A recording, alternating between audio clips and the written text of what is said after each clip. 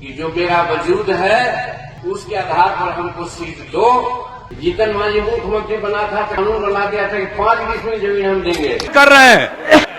और कोई सेंस है ना? मेरी पार्टी का लोग था, सब हमको 2 ही महीना में कहने लगा कि गड़बड़ है, इसको हटाइए।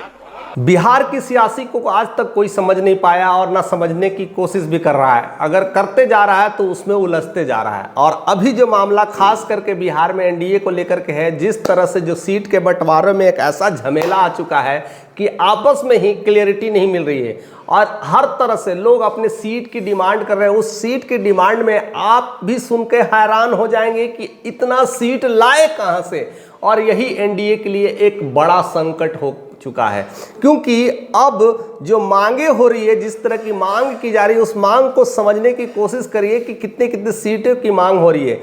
जिस तरह से नीतीश कुमार कभी न कभी ये बातें बार बार रख रहे हैं कि हमें 110 सीटें चाहिए, क्योंकि उन्होंने 2020 में 115 सीटों पर चुनाव लड़ चुके थे। इस बार स्थितियां खराब हुई थी, यानी 43 सीटों पर सिमट गए थे, लेकिन 5 कम कर करके भी अपने आप को 5-10 कम कर देंगे तो भी 110 सीटों के लेकर के वो अड़ चुके हैं। यानी 110 सीटें उन्हें चाहिए ही चाहिए। और बीजेपी पिछले बार कम से कम करीब करीब 105 या 10 के सीटों पर लड़ी थी और वहां पर 110 सीटों को लड़ने के बाद उनको मिला था 74 सीट। तो वो चाहेगी कि 110 प्लस ज़्यादा से लड़े, यानी 120 सीटों पर चुनाव लड़ने के लिए बीजेपी तैयार खड़ी है, क्योंकि पिछले बार 2020 में 110 सीटों पर लड़ी थी और 74 जनादेश मिला था। लेकिन वही जेडीयू को 115 सीटों पर 43 सीटों का जनादेश मिला था। यानी अब जो पहले नंबर की पार्टी थी वह अब दूसरे नंबर की पार्टी बन चुकी है एनडीए में।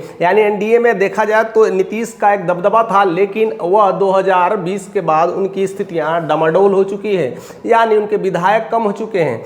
अब यहाँ पर बीजेपी चाहेगी कि कम से कम ज़्यादा सीट पे लड़े। तो देखिए कैसे मामला फंस रहा है। यानी बीजेपी 120 सीट लेने के लिए तैयार है, क्योंकि पहले से बेटर चाहिए, क्योंकि परफॉर्मेंस भी बेटर है। अब स्थिति में 120 वो ले लेगी। अब नीतीश जी अड़ चुके हैं, 110 हमें चाहिए। और दूसरी तरफ चिराग पासवान ने भी अपनी डिमांड कर दी कि 50 सीटें तो कम से कम चाहिए, क्योंकि अब पशुपति पारस नहीं रहे हैं। और अगर एक दलितों के नेता अगर कह सकते हैं और एक पासवानों के नेता कह सकते हैं और सभी धर्मों को लेकर के चलते हैं, इसीलिए उन्हें 50 सीटें चाहिए, क्योंकि इससे पहले भी उन्होंने 243 सीट पर लड़ करके अपना काम चला चुके थे। अपना खाता नहीं खोल पाए उतना, लेकिन काम जरूर किए थे और एक अच्छा खासा परसेंटेज वोट लेकर के आए थे। अब 50 सीट उन्हें चाहिए। जीतन राम मांझी हर बार दावा करते रहते हैं कि हमको 40 सीट चाहिए, हम इससे कम मानेंगे नहीं। और उपेंद्र कुशवाहा को कम से कम तो 15 सीट दोगे ना भाई। अब ऐसे कर करके अब 60 सबके सीटों का कैलकुलेशन किया जाए, 110 अगर नीतीश ले ले, 120 अगर बीजेपी ले ले, 50 चिराग ले ले, 40 जीतन राम मांझी और कुशवाहा 15 सीट ले ले, तो टोटल सीट हो जाते हैं 335। भैया लाओगे कहाँ से? अब सीट है 243, अगर इस सबको जोड़ा जाए तो 335। अब यह लड़ाई कैसे लड़ी जाए? क्या हम झारखंड से सीट लेकर के आए, झारखंड के कुछ जमीन को कब्जा करें, कि जो बॉर्डर एरिया यूपी की जमीन को कब्जा करें, या फिर कुछ आसाम का इलाका है उसको कब्जा कर करके सीट बढ़ा लें? यही एक चारा बचा है। और इस चारे में लगता है कि बीजेपी अपनी अपनी कुछ जमीनी हथियाने की कोशिश कर सकती है, क्योंकि 335 का आंकड़ा तो पहुंचने वाला है नहीं भाई। सीट 243 और चाहिए 335, यह कैसे संभव है?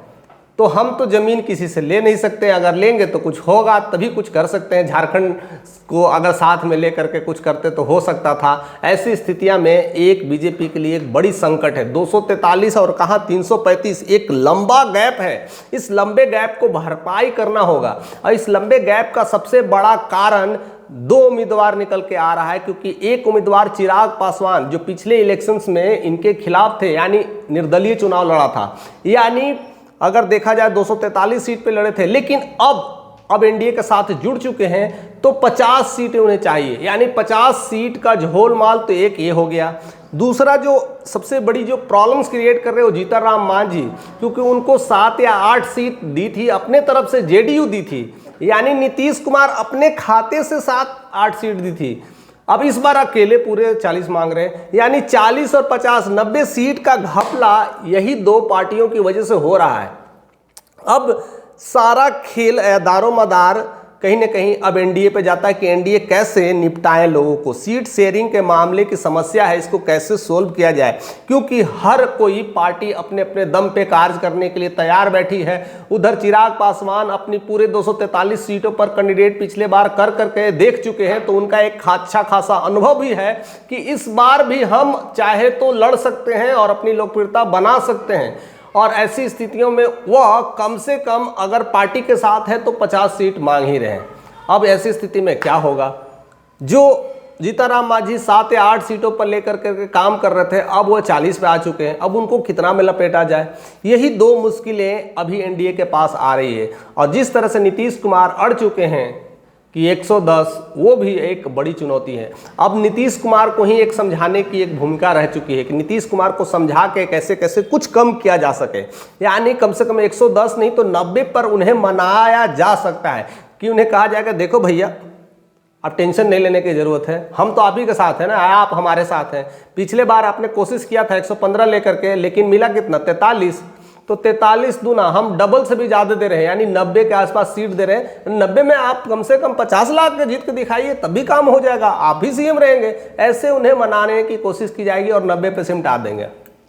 अब 90 पे उन्हें सिमटाएं तो बीजेपी कितना, अगर वो अपने 120 में से 10 कम करेगी, यानी 110 अगर ली तो 110 प्लस 90 200 का आंकड़ा यहीं पर मामला हो जा रहा है। यानी बचे 43 सीट में अगर चिराग पासवान को 30 दे दिए, ऐसे तो 25 की बात है, लेकिन 30 दे दिए तो फिर बचे हुए 13 सीट में क्या करेंगे, 8 मांझी को देंगे और 5 कुशवाहा को देंगे, तभी ये मामला सेट हो सकता है। और इसको लेकर के एक जबरदस्त बिहार में लड़ाई चल रही है, कुशवाहा को लेकर के और एक मांझी को लेकर के। मांझी जिस तरह से अड़े हैं 40, तो कैसे मानेंगे 8 पर, यानी 5 गुना सीट को कम कर करके देंगी तो कैसे वह रहेंगे, या तो वह अपने निर्दलीय चुनाव फिर से लड़ना शुरू कर देंगे, या तो कांग्रेस के साथ चले जाएंगे, या तो फिर जेडीयू के साथ चले जाएंगे।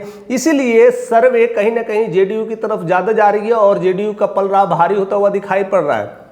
लेकिन इस संकट में संकट मोचन कौन होगा, कौन अपने आप को सैक्रिफाइस करने के लिए तैयार बैठा है और किसका पत्ता काटने के लिए बीजेपी बैठी है। अब सबसे बड़ी यही मीटिंग्स हो रही है। हालांकि 2 पत्ते ज़्यादा कटने की संभावना है, एक तो जीतनराम मांझी को कटने की है, क्योंकि वो ज़्यादा से ज़्यादा जीत भी सकते हैं, तो 6-7 सीट से ज़्यादा नहीं ला सकते हैं, तो उन्हें 10 मुश्किल से 10 देने की संभावना की जाएगी, यानी 30 सीट वहाँ पर से काट कर करके 10 सीट लगाई जाएगी। एक संभावना ये तैयार बैठी है। चिराग पासवान को भी कहेंगे कि देखिए आपने 2020 में बहुत कुछ कोशिश किया, 243 सीटों पर आपने काम किया, लेकिन एक भी सीट मिली नहीं आपको, तो आप 30 ट्राई करके देखिए, क्या पता 20 भी मिल जाए, 10 भी मिले, लेकिन ट्राई करें, क्योंकि आपकी लोकप्रियता बहुत अब अलग किस्म की है। जो 2020 में थी, अब 2025 में लोकप्रियता चेंज हो चुकी है और जनादेश भी आपके तरफ अब जा रहा है, हुजूम जा रहा है। शायद ट्रायल एंड एरर के तहत 30 सीटें हम रख सकते हैं, लेकिन 50 तो नहीं रख सकते हैं, क्योंकि अगर आपकी पिछली बार अगर प्रदर्शन में जीती होती, 5-10 विधायक भी लाई होती तो कुछ सोच सकते थे, लेकिन यहाँ मामला 0 है, 0 बटा सन्नाटा। अब यहाँ पर कैसे करेंगे, यानी इस स्थितियों में भी उन्हें 30-25 में सिमटाने की कोशिश की जाएगी। अब यही मामला फंस रहा है कि अब किसे किसे समेटना है। और जिस तरह से वक्त बिल को लेकर के चिराग की भी लोकप्रियता घटी है और कहीं ना कहीं नीतीश की भी लोकप्रियता घटी है, तो ऐसी स्थिति में ये दोनों दल को काटना आसान हो सकता है सीट। यही दोनों दल से सीट काटे जाएंगे। फिलहाल 335 के जो मैंने आंकड़ा बताया है, आप क्या सोचते हैं कि इसमें से किसका सीट कटने वाला है और बीजेपी किस तरह का प्लान कर रही होगी? आपके जहन में ऐसी कुछ सवालें हैं, क्योंकि वो 335 तो आंकड़ा तो पहुंचने नहीं है, करना 243 है। तो उस 243 में जो मैंने आंकड़ा दिया है 110, जो बीजेपी लेगी 90, जेडीयू लेगी और कहीं ना कहीं चिराग पासवान को 30 और मांझी को 8 और कुशवाहा को 5। ये समीकरण मैंने तैयार किया है। आपके नज़र में क्या होने वाला है? और भी नीतीश की काटी जाएगी और चिराग को ऐड किया जाएगा या जीतन राम मांझी को ऐड किया जाएगा? क्या कुछ होने वाला है? तमाम खबरों के साथ आप बने रहें, नहीं तो अपनी ज़रूर एक कंट्रीब्यूशन दे करके हमें बताइएगा कि आप क्या सोचते हैं सीटों की समीकरण के बारे में। चैनल पे नए तो सब्सक्राइब करें क्योंकि ऐसे नोटिफिकेशन अब आने शुरू हो जाएंगे।